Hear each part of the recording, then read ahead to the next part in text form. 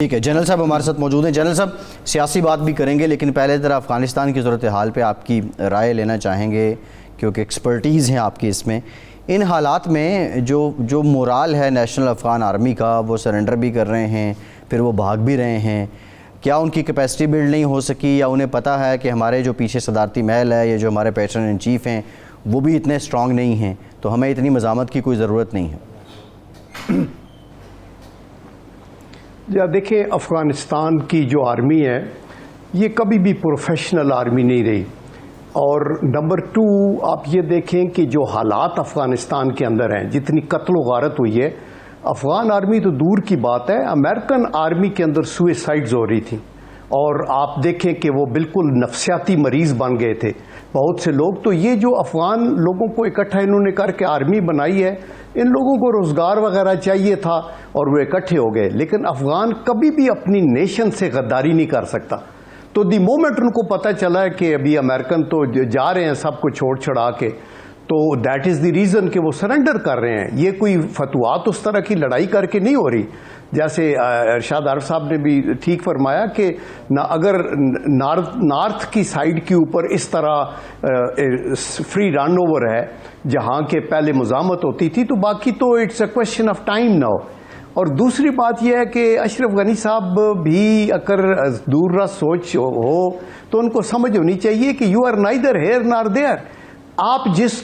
طاقت نے آپ کو یہاں پراکسی کا بنا کے یا آگے آپ کو کٹ پتلی بنا کے کیا ہوا تھا، آپ کی تو کوئی بیسس نہیں ہے۔ یہ بڑا امپورٹنٹ پوائنٹ آپ نے ریز کیا جنرل صاحب کہ اشرف غنی صاحب نہ یہاں ہیں نہ وہاں ہیں، اکثر ہم سازش ہونے کے بعد ہی اس کا حل اور اس کا قضیہ سمیٹنے کے چکر میں ہوتے ہیں۔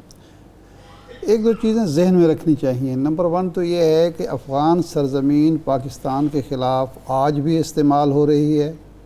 اور پچھلے 20 سال سے استعمال ہوئی ہے، اور یہ استعمال ہوئی ہے جناب اشرف غنی صاحب کی وجہ سے، عبداللہ کی وجہ سے، حامد کرزئی کی وجہ سے، عبدالرشید دوستم کی وجہ سے، اور ان لوگوں کی وجہ سے جو امریکہ کے بل بوتے پر کابل کے حکمران تھے۔ انڈیا نے افغان سرزمین کو ہمارے خلاف استعمال کیا ہے انہی لوگوں کے بل بوتے پر، اور یہ جو افغان سفیر کی صاحبزادی کا معاملہ ہوا ہے، اب یہ معاملہ تو حل ہو گیا ہے کہ نہ وہ اغوا ہوئی ہیں۔ کم از کم ہمیں جو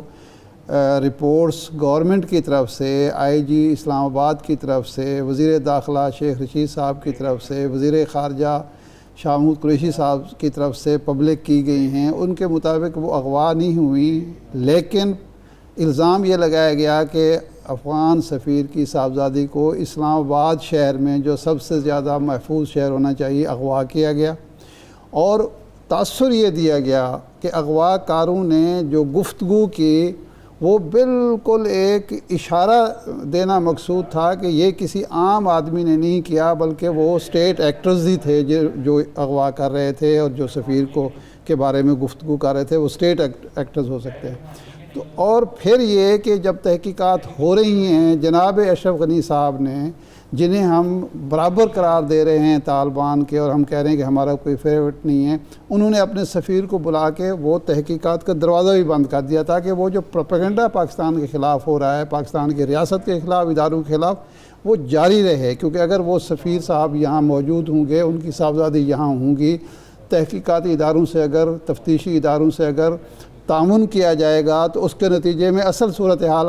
سامنے آ جائے گی پبلک کے اور انٹرنیشنل میڈیا کے، انٹرنیشنل کمیونٹی کے، کہ جی یہ سارا ڈرامہ تھا اور پاکستان کو بدنام کرنے کی ایک سازش تھی۔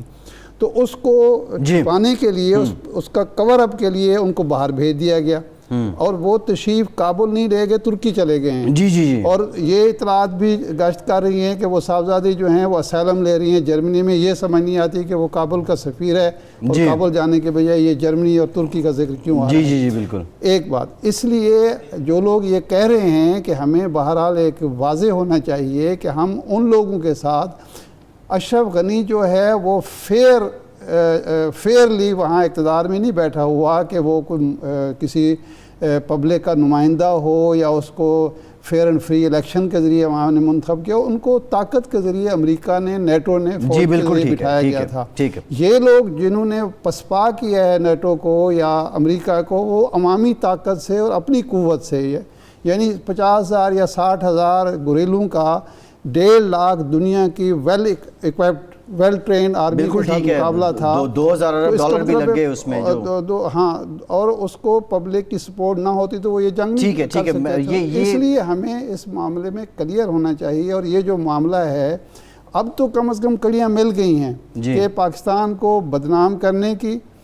یعنی داسو کیوں ہو رہا ہے کہ پاکستان اور چین کے تعلقات خراب ہوں اور پاکستان ایک غیر محفوظ ریاست ڈکلیئر ہو. یہ سفیر صاحبزادی کا معاملہ کیوں ہے, اسلام آباد غیر محفوظ شہر ڈکلیئر ہو. جب ہم FATF کے اجلاس ہو رہا ہے, لاہور میں بم دھماکہ ہوتا ہے, حافظ سعید کی رہائش گاہ پر ہوتا ہے, یہ ڈکلیئر ہو کہ یہاں دہشت گرد موجود ہیں, دہشت گردی موجود ہے. اور FATF کا اجلاس بھی ہوتا ہے. یہ ارشاد صاحب سارے جو کڑیاں آپ نے احاطہ کیا ہے, آپ نے احاطہ کیا ہے, یہ کڑیاں جو مل رہی ہیں, اس میں ہمیں بالکل کلیئر ایک پالیسی اختیار کرنی چاہیے, کسی ابہام کا اور خوف اور دباؤ کا شکار نہیں ہونا. دیکھیں یہ جو آپ نے احاطہ کیا ہے کہ یہ ایک انٹرنیشنل سازش آپ کہہ لیں, پڑوسی ملک کی سازش کہہ لیں, اس کے تحت یہ ہو رہا ہے.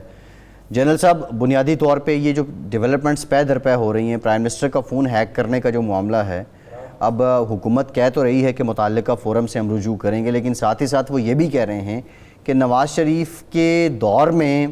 یہ فون جو ہے ہیک ہوا ہے. اور جو وزیر مملکت ہیں فاروق حبیب صاحب, انہوں نے کہا کہ نواز شریف صاحب جو ہیں وہ فون ٹیپ کرنے کے ماہر ہیں, یہ تاریخ جو ہے وہ بتاتی ہے. تو یہ ذمہ داری کیا کہتے ہیں نواز شریف صاحب پہ ڈالی جا سکتی ہے, اور ان حالات میں آپ کی نظر میں حکومت کا یہ بیانیہ کس حد تک کارآمد ہوگا؟ دیکھیں, دس از ویری انفارچونیٹ کہ ہم سوچے سمجھے بغیر حکومت کے جو یہ نمائندے ہیں, کچھ الیکٹڈ کچھ ان الیکٹڈ, وہ آ کے ایک بات کہہ دیتے ہیں جو سبسٹینشیٹ نہیں ہو سکتی.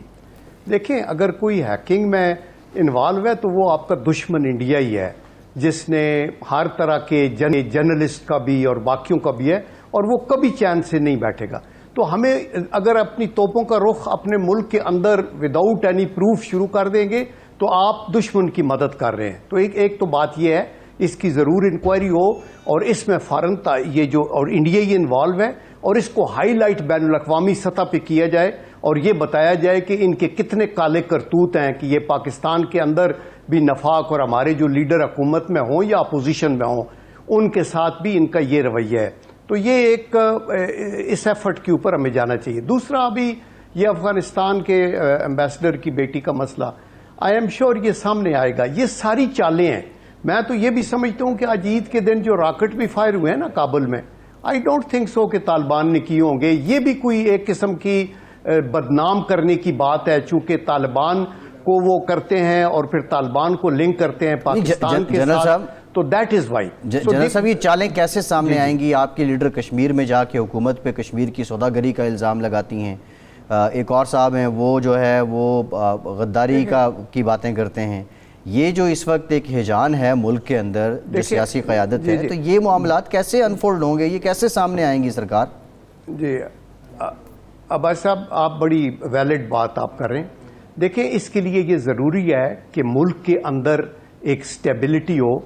ہم پالیٹکس کریں, ایک دوسرے کے اوپر تنقید بھی کریں, لیکن حدود و قیود کے اندر رہ کے کریں. یہ سب پہ اپلیکیبل ہے, میں کوئی ایک پارٹی کی بات نہیں کر رہا. لیکن انفارچونیٹلی ہم دست و گریبان ہو جاتے ہیں اور اس طرح ٹریٹ کرتے ہیں ایک دوسرے کو جیسے ہم کسی کو غدار کہہ دیا, کسی کو کہ یہ جی ایک قسم کے ذاتی دشمنی ہے, اور آپ اس سیاسی مخالفت ہوتی رہتی ہے, ہم آپس میں ملتے بھی ہیں,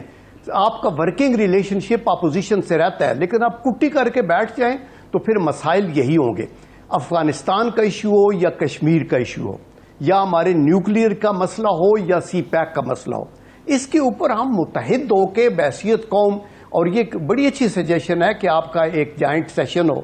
اور اس کا ہوم ورک پہلے کیا جائے, جیسے آپ نے یمن کا کیا تھا, اس میں عمران خان صاحب بھی شامل ہوئے تھے. یہ جوائنٹ سیشن میں نے 20 منٹ کی تقریر بھی کی تھی, پھر ہم نے ریکمنڈیشنز بنائی تھی اس کے اوپر, اور پھر وہ ہم نے دی. اس سے پرائم منسٹر کے ہاتھ مضبوط ہوتے ہیں. تو انٹرنلی اس کو مضبوط کریں, چونکہ باہر کا دشمن بہت ایکٹیو ہے. اور میں آپ کو سچی بات بتا رہا ہوں کہ انڈیا جو ہے وہ تلملا اٹھا ہے یہ افغانستان کے اندر جو پسپائی امریکہ کی ہوئی ہے، تو اس کی تو $3 ارب کی وہ، اور ان ایڈیشن ٹو دیٹ جو پاکستان کو 2 ڈائریکشن وار سیناریو وہ کریٹ کر کے بیٹھا ہوا تھا. اور ہمارے اندر آپ کے خیال میں یہ میران بیس اور کامرا بیس اور GHQ یہ حملے، ان کا بینیفیشری کون تھا؟ جو ہمارے صاف جہازوں پہ اور P3C اورینٹ پہ، وہ انڈیا ہی تھا. تو دیٹ از دی ریزن کہ ان کو یہ ابھی ہے کہ اگر یہ سیف ہو جائے گا تو کچھ نہیں ہوگا. اور آخری بات میں یہ کہنا چاہتا ہوں کہ دیکھیں،